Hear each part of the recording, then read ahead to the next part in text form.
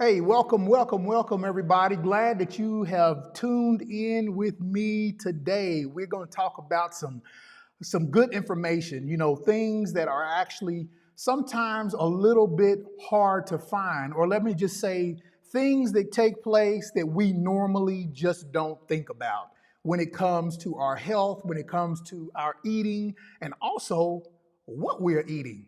Hey, I want to say welcome to all of you who are on Facebook. I want to say welcome to all of you all who are on my YouTube page. Hey, listen, everybody, if you see in the chat, from process to pure food movement, y'all, we were able to get it up going live. So that's going to be so awesome. And as a matter of fact, this show may actually just be broadcasted over there on that page. Like I said, I really want to keep it just about fruit and things on my Fruit for Life channel. I don't know, what do you all think about it? Let me know if you want to keep it on Fruit for Your Life as well. But when we start talking about these kind of health issues and food issues and things, we may just start watching that over on From Process to Pure Food Movement. And also I want to welcome my Fruit for Your Life crowd. Hey, good to see you all. So I've got 4 different monitors that I'm looking at right now. Pretty exciting just to be here. So I know that some of you all are probably on lunch breaks. You're probably checking in while you're at work. So I'm not going to try to keep this very long. Just want to get information out to you that we see that is really important for our health. So the science behind cravings and how food companies engineer products to be irresistible. Now, many of us, we had no idea that these companies were making food to make us want it. We just simply thought, as we always do, hey, you grow up and you do what you see. So you grow up and you see food come into the house and that's what you consumed, and that's just how we ate. But now we're at a stage where we're seeing so many people having health issues in our communities that we have to start asking ourselves, why are we having so many issues in the community? Hey, sweetie, can you bring me one of those papers over here too? That.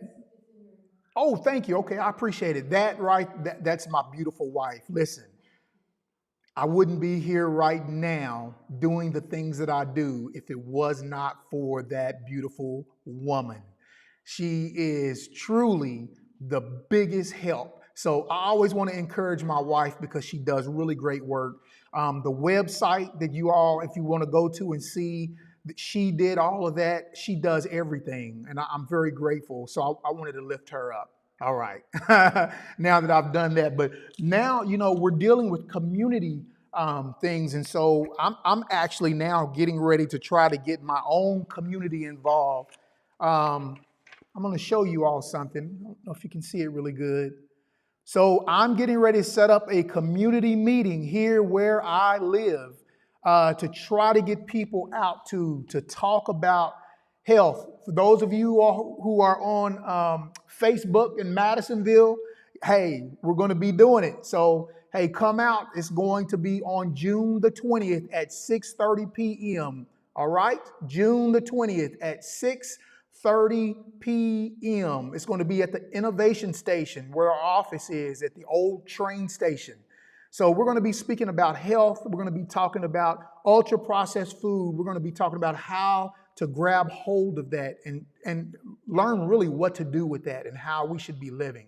All right, so let's go ahead and get to our good information that we've got here. There's so much information that is being researched, and research papers that are actually being written about the types of food that we're eating now. They didn't have to used to do research on food, but now, because there's so many illnesses that are involved, there is a lot of research that is going particularly towards the processed food industry, because it is playing having an effect on our life.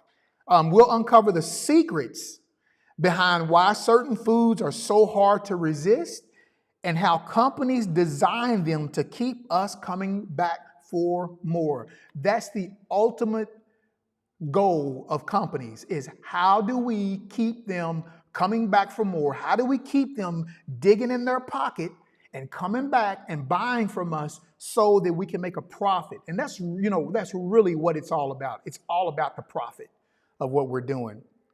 Okay, so let's just talk about the basics of cravings. Now, if you listened to my live yesterday, I was talking about how we actually have to break down what is actually going on in our bodies. We have to break down what's going on in our minds to be able to understand what is happening and what is taking effect today.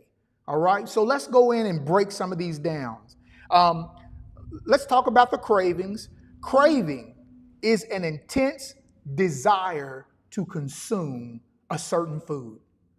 An intense desire to consume a certain food. We know how that feels. We know when we smell something. We're going to get into that, how it increases that desire. The desire can be triggered by various factors, including emotional states, listen to this, environmental cues, and importantly, the properties of the food itself.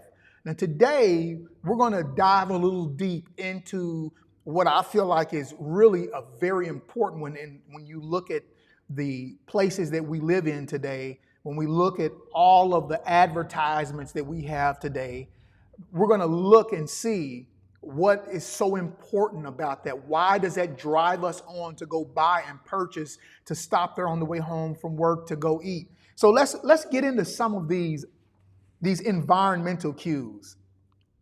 Environmental cues play a significant role in triggering cravings. Here, we're going to talk about visual cues first. So your first one is going to be visual cues. All right? The first visual cue that we get is advertisement and packaging. Advertisement and packaging of food. So, look, we can go down a grocery aisle and it's so colorful. There's so many different things to look at, and whichever one is the brightest and looks that catches our eye. And see, these companies know that their packaging play a significant role on whether or not we are going to purchase what they have. It may not be something that we even like inside of that package, but because the package looks so good, we wind up buying it. And we get the results of it, whether we like it or whether we not, we get the results of it. So listen, bright, colorful advertisement and appealing packaging can trigger our cravings. Think about the mouth-watering images of like burgers, pizzas. Hey, listen, I owned a hot dog stand. The smell of the hot dogs on the corner, when people would come by, I would be right downtown where I live. And I would be downtown and I would have people come out of the offices saying, we came down here because we smelled those fried onions and peppers on the grill. Literally pull people out because of the smell that they were getting from it. But we're going to get into that particular part. Okay, so we see the billboards that we have. Drive down the street, you're not going to miss a billboard. If you live, especially if you live in a city. If you live in a city, billboards all over the place. Majority of those billboards are going to be food, clothing, you see the watches, but majority of them are going to be food. Then we also have the TV commercials. I think all of us know about the TV commercials. Most people, when they watch the Super Bowl, they're going to watch the TV commercials. So commercials play a huge role in what we buy, what we purchase. That's why they pay millions of dollars during the Super Bowl, because that's one time that they have the largest audience to be able to get their information out to. So they'll pick the Super Bowls, they'll pick games, they'll pick all of these things where they feel like they can push, they can advertise to the people. Okay, so those are visual cues. So let's go to olfactory. Olfactory. Okay, the olfactory cues are, if you don't know what an olfactory system is, that's your smell. The smells of food attract us to food, doesn't it? So the advertising companies, they know this. They know that visual cues and also olfactory smell cues draw us to eat their food. Smells are powerful triggers for cravings. The scent of freshly baked bread. Remember, I told you I would drive by the donut shop in the morning before I went to work. And when I pulled onto the lot, the window was down. I was smelling those freshly made donuts, because see, the time that I went to work was the time in which they were frying the donuts. And you would get them and they would still be warm. I don't want no cold one. I'd eat if it was cold too. It really didn't matter. But if it was warm, I was on it. I was on it. The scent of freshly baked bread, grilled meats, remember the hot dog cart that I had, or popcorn can evoke strong desires to eat, even if you weren't previously hungry. You know, I found out that you should never put your nose up to a bag of popcorn when it comes out of the microwave. Now, let me say this. I haven't had a microwave in 10, 12 years. somewhere in there. I already knew microwaves were bad news. If I gotta use a microwave, if I don't have any other choice, if I'm out, I'll use a microwave to warm my food up. But in my home, I don't have a microwave. If it can't get heated up by that pot, pan, and stove, we just won't deal with it. That's how we warm our food up, so that the microwaves do not kill the nutrients that are in the food. So be careful with that if you've never heard of that. But anyway, if you're not hungry, like with the popcorn, so the popcorn, the buttery popcorn has so many different chemicals in it that it's actually toxic if you open up the bag. And I used to do that all the time. Man, I would do that all the time. I would open up a bag up because it smelled so buttery, even though it was not butter, artificial. And I would put my nose to that bag and go, and then there was a warning telling people, do not do that. Do not inhale the fumes that come out of the popcorn as soon as you open the popcorn bag. So don't do that.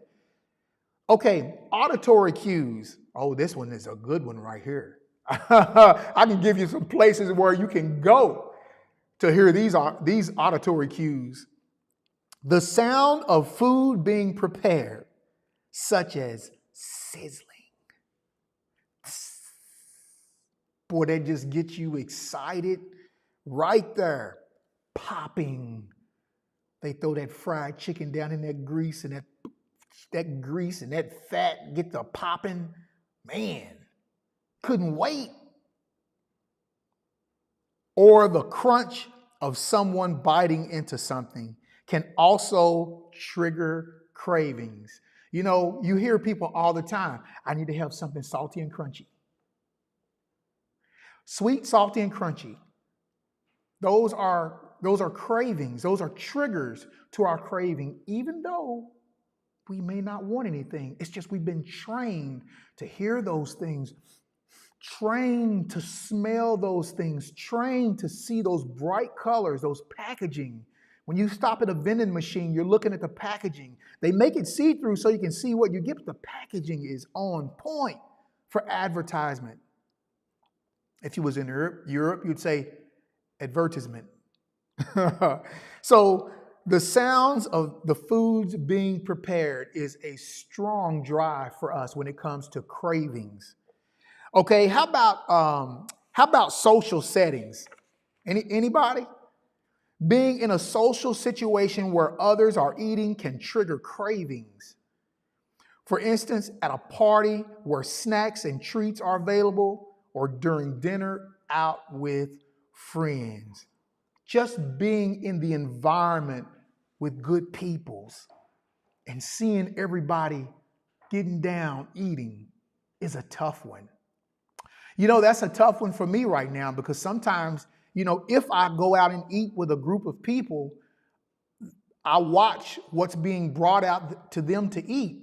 And, you know, I still remember those smells. And it does affect you.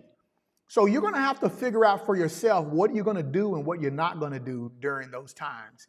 You know, is there something that you can actually order from a restaurant that you're okay with? You know, though you have to have those things played in your head. This is what we talk about in our membership program. You have to have these things played in your head. You have to have something where you say, this is what I'm going to eat. This is what I'm not going to eat. I'm not going to touch it. All right. So let's go to another one. How about the time of day? Does the time of day affect you all? The time of day affects me. It sure does. Certain times of day can become associated with eating habits. For example, craving a snack mid-afternoon or dessert after dinner based on routine. Listen, if you grew up where your mother had an apple pie, or she had some, she had a cherry pie. I really wasn't much into cherry pie, so that was good for me. I didn't care for cherry pie, but they had some, a pie and a scoop of ice cream. My dad used to like the ice cream, put the ice cream on top. So guess what I trained myself to do? When I eat a piece of good old hot pie, I had to have a scoop of ice cream on the top of it. But when I smell those things, when I'm eating with people, the time of the day, even before you get ready to go to bed. So if you try to eat early, see, this can be one of the toughest times for you. When you try to eat early and then you try to make sure you don't go to bed with something on your stomach, then that's when you begin to want something again. Ain't that right, Facebook? YouTube? Hey, that's how it is. You want something then. So you have to be very careful how you plan to eat. And also, if you're a person who snacks, hey, get a snack that you know is not going to be harmful to you, one that you know is not going to be heavy to you, one that you know it's not very dense in calories. Those are the kind of things that we need to do, like eat your apple before you go to bed, something like that. All right. How about the emotional state? That's an environmental cue because we have things that affect us throughout the day. Those things play a role in what we eat. Coming home from work, you've had a bad day, you're tired, and you just want to eat something to feel good, and you stop at your fast food place that you frequently graze at, and you go there and you eat that food. And, you think that it makes you feel good. Well, you wouldn't think anything about it if you didn't see it on the way home. If you didn't pass those 20 restaurants on the way home, you probably wouldn't think anything about it. But it's all been designed for you to stop and eat the food. That's really what it's about. Okay? So the emotional, such as stress, boredom, happiness. Y'all, happiness causes you to eat. That's like a celebration reward because you're happy. Or sadness can trigger cravings. Many people turn to comfort foods in response to their emotional state. Anybody like that? Anybody have emotional issues going on and the only way you were going to get comfort from it would be to have something sweet, have something salty and crunchy? Surely I'm not the only one. I'm sure there's other people who go through that as well. Here's another one: availability and accessibility. How easy is it for you to get it? So those are environmental cues that has been set up. That's why when you go into a place, there's a vending machine, there's a soda machine. When you come out of a store, it could be a clothing store. What do you have when you come out of, right when you get to the cash register where you're going to be parked possibly for a minute or two? What's there for you? Candy bars, bubble gum, nuts. Hey, it's all sitting there for you, and they know that those visual cues may possibly get you to buy something. That's why it's there. And it works. If it didn't work, they would have moved those things out. But it does work. And they continuously fill those racks. The availability. Having easy access to food, such as snacks at arm's reach, can trigger cravings. This is why keeping unhealthy snacks out of immediate reach or sight can help manage craving. See, these are all important issues that we all have to deal with because the system has been set up for it to be right there for us to grub on. Okay? Everything is about profit, you all. It's about how are they going to get let me say this another way. How are they going to get their money out of your pockets? It's not their money if you don't pull it out of your pocket. So they're designing it. The system is set up for it to be accessible to you, for you to visually see it, for you to smell it, for it to be in arm's reach, for it to affect you emotionally when you've had a bad day, a nice good old pint of ice cream going to make me feel better with my sprinkles on top, make me feel better about the day that I've had. Or I'm happy, had a really good day at work. Hey, everything went great. Just found out I just got promoted at my job. Oh, it's time for a celebration. Where are we going to stop at? Where are we going to stop at to get something to eat to celebrate this joyous time? See, these are things that causes these environmental cues to take place in our minds. How about conditional responses? How about being conditioned? Over time, people can develop conditioned responses to certain environments. Listen to this. For instance, craving popcorn at the movies or a particular snack when watching TV at home. Does that not get some of us in trouble? Snacks, watching TV at home, it's almost like it works hand in hand. And we have to start to learn to put those fruits right there in our mouth. Have to learn to do that. Because if not, it is literally going to destroy us. One last one, behavioral cues. Behavioral cues. These have to do with routines and habits, things that we are used to doing. Daily routines and habits can condition you to crave certain foods at specific times.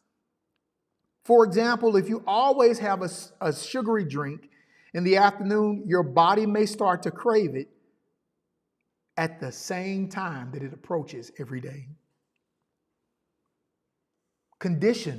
We condition our bodies for these things. I'm telling you, we have been almost set up to lose when it comes to this food system, this ultra processed food system. The worst that you would see would be, and this isn't even the worst. If you were back in the old days when they were just dealing with whole food, you'd see a person on the corner with a cart and they would have their apples or they would have their fruit or whatever it was set out there. See, you didn't have big billboards. You didn't have foods out there that was causing you to smell it unless some home that you were passing by while you were walking on the way home from work, maybe she was fixing a pie and you could smell it, or maybe they were grilling out back and you could smell it. You see, those were the cues that we had back then, but now today it's magnified. It's not just about smelling anymore. Now it's about seeing. So we really have to be careful with these things, and they really do a lot of damage to us when you really think about it. So for this show today, I wanted to bring you this information because I want you to think about all of these environmental cues that we actually have that is actually doing this to us. Okay? So it's not that food has us in its grips. It's that we have allowed our appetite to put food in its grips. That's what it is. And what you have to do is you have to become like a soldier. You have to be street smart. See, a lot of us are not street smart when it comes to dealing with food now. See, that I had to learn to become street smart. Now, I rarely even notice a fast food restaurant. That is no joke. When I pass a fast food restaurant, not a thought in my mind. That's because I know I can't go there. What am I going to go? Get a salad with some iceberg lettuce? That ain't going to work for me. And everybody's salad is pretty much the same. Cobb salad this or such and such salad that. I already know those places are not places for me to go to. You're not going to find me at a Golden Corral. You're not going to find me at the Golden Bull. That's what it reminds me of back in the Bible, the golden calf that they made. Why do they call it golden? And it's a cow, the Golden Corral. It's because they know for those of us who have the issue, we would go into that place to do our worship. Let's be real. We went in those places to worship the God of our stomach. That's 100. You know, like those new things they got like this, and then they got the 100 across the top. That's exactly. So we just have to be street smart when it comes to how we're going to navigate around food. Let's begin to stop setting ourselves up to lose. We have to make a difference. We have to make a change. If you want to be different, you got to do different. I know many of y'all remember them old sayings, right? If you want to be different, you got to do different. Insanity is doing the same thing and expecting a different result. You just can't do that. All right? So hopefully these environmental cues, you can begin to start to process in your mind how you're going to deal with them, how you're going to allow them not to affect your daily life. Set yourself up to win. Hey, there's no better day than today to change your life. All right, y'all. Hey, I will see you all tomorrow. We'll be back here at 12 o'clock again tomorrow, and we will go over some more of this. All right? I'll talk to y'all then. Bye-bye.